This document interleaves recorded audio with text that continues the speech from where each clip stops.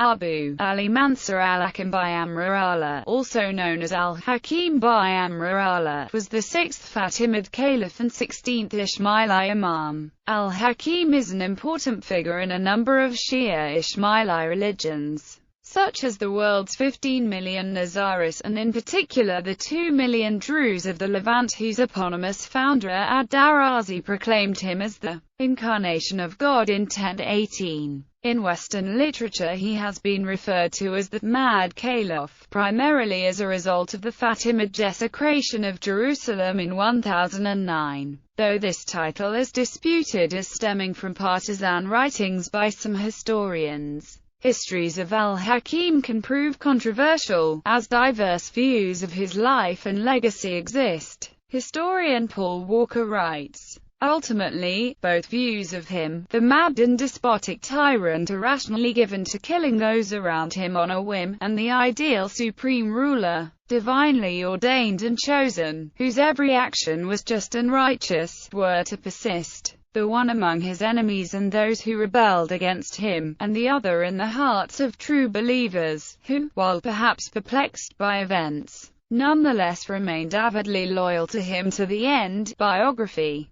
Born in 985 CE, Abu Bakr Ali Mansur was the first Fatimid ruler to have been born in Egypt. Abu Bakr Ali Mansur had been proclaimed as heir apparent in 993 CE and succeeded his father Abu Mansur Nazar al-Aziz at the age of 11 on 14 October 996 with the caliphal title of Al-Hakim bi-Amr. Al-Hakim had blue eyes flecked with reddish gold. Lineage. Al-Hakim was born on Thursday, 3 Rabi'u el-Awwal in 985. His father, Caliph Abu Mansur al-Aziz Billah, had two consorts. One was an al-Walad, who is only known by the title as Sayyidah al-Aziziyah or al-Aziza. She was a Melkite Christian, whose two brothers were appointed patriarchs of the Melkite Church by Caliph al-Aziz. Different sources say either one of her brothers or her father was sent by al-Aziz as an ambassador to Sicily. Al-Aziza is considered to be the mother of Sitt al-Mulk, one of the most famous women in Islamic history, who had a stormy relationship with her half-brother Al-Hakim and may have had him murdered. Some, such as the Crusader chronicler William of Tyre, claimed that Al-Aziza was also the mother of Caliph Al-Hakim, though most historians dismiss this. William of Tyre went so far as to claim that Al-Hakim's destruction of the Church of the Holy Sepulchre in 1009 was due to his eagerness to disprove taunts that he was a Christian born of a Christian woman. By contrast, the chronicler Al-Masabihi recounts that in 981, Al-Hakim's Muslim mother sought the aid of an imprisoned Islamic sage named Ibn al-Washa, and asked him to pray for her son who had fallen ill. The sage wrote the entire Quran in the inner surface of a bowl and bade her wash her son out of it. When Al-Hakim recovered, she demanded the release of the sage in gratitude. Her request was granted and the sage and his associates were freed from prison. Druze sources claim that Al-Hakim's mother was the daughter of Abdullah, one of al-Mu'azzin Allah's sons and therefore Al-Aziza's niece. Historians such as Delia Cortese are critical of this claim. It is more likely that this woman was in fact a wife of Al-Hakim, rather than his mother. It could be argued that the Druze's emphasis on Al-Hakim's descent from an endogamic union served the doctrinal purpose of reinforcing the charisma genealogically transmitted with the Holy Family, thereby enhancing the political and doctrinal status they bestow upon Al-Hakim. Rise to power. In 996, Al-Hakim's father Caliph Al-Aziz began a trip to visit Syria. The Caliph fell ill at the beginning of the trip at Bilbais and lay in sickbed for several days. He suffered from stone with pains in the bowels. When he felt that his end was nearing, he charged Qadi Muhammad ibn Nu'man and General Abu Muhammad al-Hassan ibn Umar to take care of Al-Hakim, who was then only 11. He then spoke to his son. Al-Hakim later recalled the event. I found him with nothing on his body but rags and bandages. I kissed him, and he pressed me to his bosom, exclaiming, "How I grieve for thee, beloved of my heart," and tears flowed from his eyes. He then said, "Go, my master, and play, for I am well." I obeyed and began to amuse myself with sports such as are usual with boys, and soon after God took him to himself. Bahawan, the treasurer, then hastened to me, and seeing me on the top of a sycamore tree, exclaimed, "Come down, my boy, may God protect you and us all." When I descended, he placed on my head the turban adorned with jewels, kissed the ground before me, and said, "Hail to the commander of the faithful, with the mercy of God and his blessing." He then led me out in that attire and showed me to all the people, who kissed the ground before me and saluted me with the title of Caliph. On the following day, he and his new court proceeded from Bilbis to Cairo, behind the camel bearing his father's body, and with the dead caliph's feet protruding from the litter. They arrived shortly before evening prayer, and his father was buried the next evening next to the tomb of his predecessor Al-Mu'izz. Al-Hakim was sworn in by Bahawan, a white eunuch whom Al-Aziz had appointed as Ustad tutor, because it had been unclear whether he would inherit his father's position. This successful transfer of power was a demonstration of the stability of the Fatimid dynasty. Initially, Bahawan, his ward-eater, acted as the virtual head of the Fatimid state.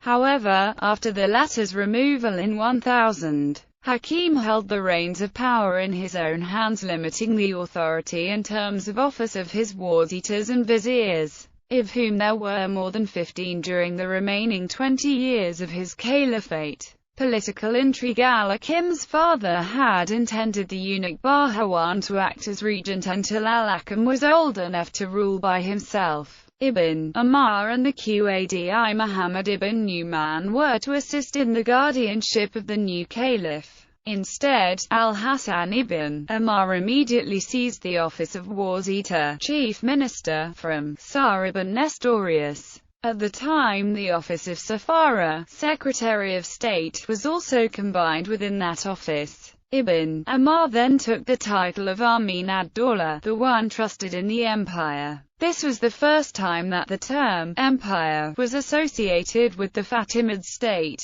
Political rivalries and movements. Al-Hakim's most rigorous and consistent opponent was the Abbasid Caliphate in Baghdad, which sought to hold the influence of Ismailism. This competition led to the Baghdad Manifesto of 1011, in which the Abbasids claimed that the line Al-Hakim represented did not legitimately descend from Ali. Al-Hakim also struggled with the Qarmashia rulers of Bahrain, an island in the Persian Gulf, as well as territory in eastern Arabia. His diplomatic and missionary vehicle was the Ismaili Dawah mission, with its organizational power center in Cairo. Al-Hakim's reign was characterized by a general unrest. The Fatimid army was troubled by a rivalry between two opposing factions, the Turks and the Berbers. Tension grew between the caliph and his viziers, and near the end of his reign the Druze movement, a religious sect centered around Al-Hakim, began to form. Members of that sect were reported to address prayers to Al-Hakim,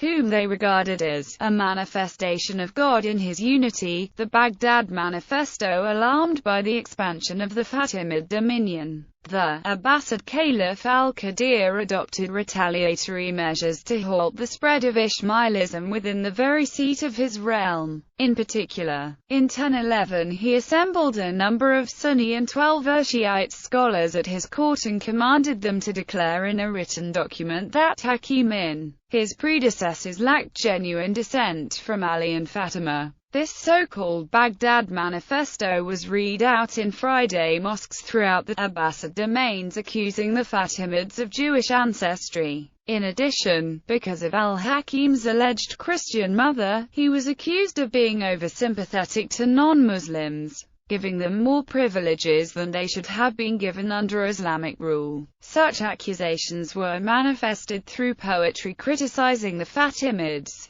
Qadir also commissioned several refutations of Ismaili doctrines, including those written by the Mu'tazili, Ali b. Sa'id al-Istakri, Foreign affairs. Hakim confronted numerous difficulties and uprisings during his relatively long reign. While he did not lose any important territories in North Africa, the Ismaili communities there were attacked by Sunni fighters led by their influential Maliki jurists. Relations between the Fatimids and the Qarmatians of Bahrain also remained hostile. On the other hand, Hakim's Syrian policy was successful as he managed to extend Fatimid hegemony to the Emirate of Aleppo. Above all, the persistent rivalries between the various factions of the Fatimid armies, especially the Berbers and the Turks, overshadowed the other problems of Hakim's caliphate. Al-Hakim upheld diplomatic relations between the Fatimid Empire and many different countries. Skillful diplomacy was needed in establishing a friendly if not neutral basis of relations with the Byzantine Empire, which had expansionary goals in the early 11th century. Perhaps the farthest-reaching diplomatic mission of Al-Hakim's was to Song dynasty-era China. The Fatimid Egyptian sea captain known as Domayat traveled to a Buddhist site her pilgrimage in Shandong in the year 1008 AD.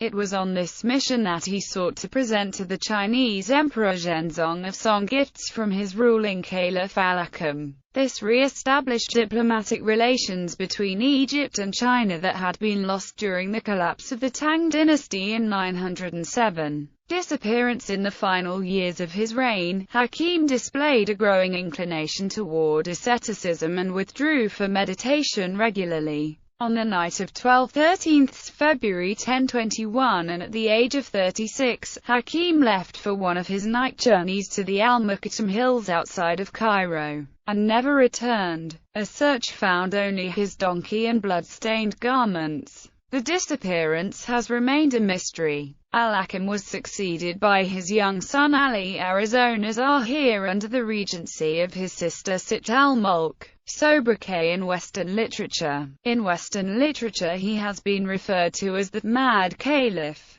This title is largely due to his erratic and oppressive behavior concerning religious minorities under his command. As historian Hunt Janan relates, Al-Hakim was known as the Mad Caliph because of his many cruelties and eccentricities. Historian Michael Bonner points out that the term is also used due to the dramatic difference between Al-Hakim and his predecessors and his successors, while also pointing out such persecution as an extreme rarity in Islam during this era. In his capital of Cairo, this unbalanced caliph raged against the Christians in particular. On the whole, such episodes remained exceptional. Like the episodes of forced conversion to Islam, historian Michael Foss also notes this contrast for more than 350 years. From the time when the Caliph Omar made a treaty with the Patriarch Sophronius until 1009, when Mad al-Hakim began attacks on Christians and Jews,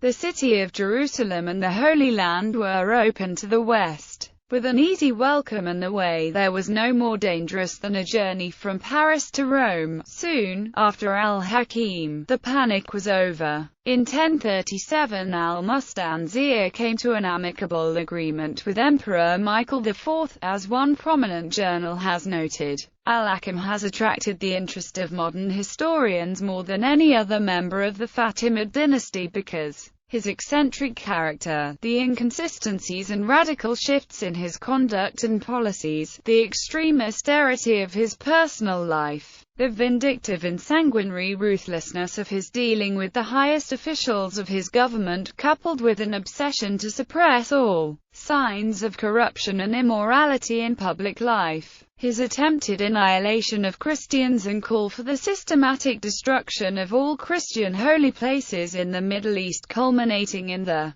destruction of the Most Holy Church of the Resurrection in Jerusalem, his deification by a group of extremist Ismaili missionaries who became the forerunners and founders of the Druze religion, which all combined to contrast his reign sharply with that of any of his predecessors and successors, and indeed of any Muslim ruler. The question is to what extent his conduct can be explained as rationally motivated and conditioned by the circumstances rather than as the inscrutable workings of an insane mind. The claim that Al-Hakim was mad had, and the version of events around him is disputed as mere propaganda by some scholars, such as Willy Fischer, who states his enemies called him the Mad Caliph, but he enhanced Cairo's reputation as a center of civilization. The writing of historian Heinz Harm attempts to dispel those distorted and hostile accounts, stating that the anti-Fatimid tradition tried to make a real monster of this caliph, Al-Hakim, and Shia Ismailism. Hakim maintained a keen interest in the organization and operation of the Fatimid Ismaili Dawa centered in Cairo.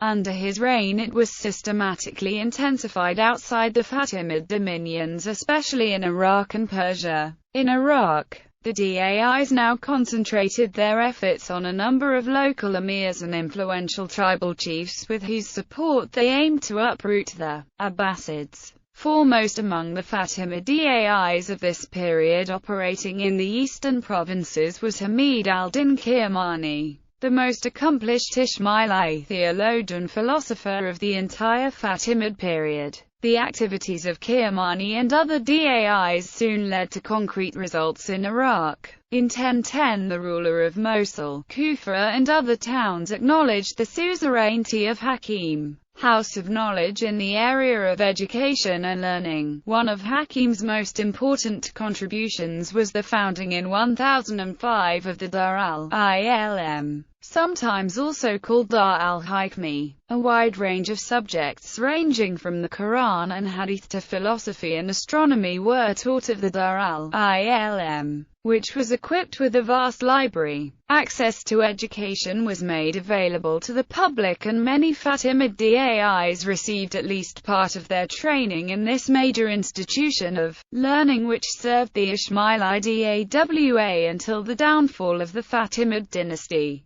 In 1013 he completed the mosque in Cairo begun by his father, the Masjid al-Hakim, Hakim's Mosque, whose official name is Jamal Anwar. The mosque fell to ruins and was rebuilt in the 1990s by Dr. Sayyidna Muhammad Burhanuddin, a project that was heavily criticized by conservation experts as resulting in a new building rather than a restoration of the original one. Sessions of wisdom. Hakim made the education of the Ismailis and the Fatimid Dais a priority. In his time various study sessions were established in Cairo. Hakim provided financial support and endowments for these educational activities. The private wisdom sessions devoted to esoteric Ismaili doctrines and reserved exclusively for initiates now became organized so as to be accessible to different categories of participants.